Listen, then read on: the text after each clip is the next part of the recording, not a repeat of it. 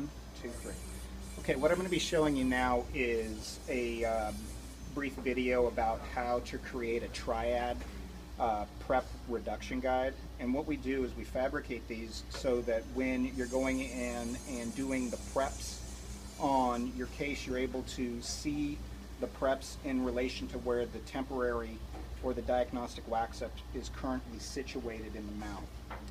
And so this is a facial Triad that's already been fabricated. And how these are used is once in the mouth, you have a positive seat. On this particular case, we're not going to be prepping the molars.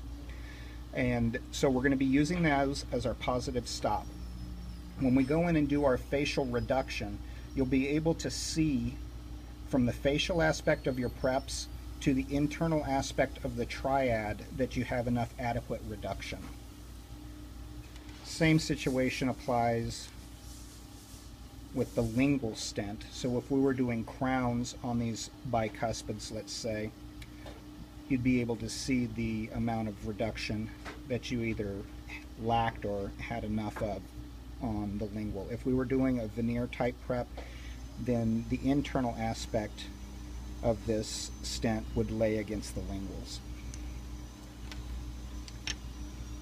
So again, like we did with the suck down tray, we'll be applying separator to the buccal aspect and to the lingual aspect of the model. The material that we're going to be using is a Triad based material by Dent Supply. So it comes out in a sheet, and I actually happen to have one that's already cut. But what you do is you would go ahead and use the pair of scissors to cut across those, and I'll show you that when we do the lingual aspect. Okay, so there's two clear sheets of plastic, both on the front and the back side of the material that you would peel off. And what I have here is just some ordinary tap water, and we use that to lubricate our fingers so it's a little bit easier to manipulate the material.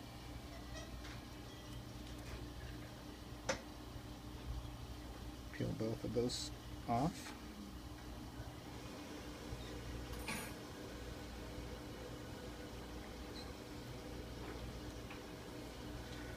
And what we do is we'll go ahead and lay it along the facial aspect of the model.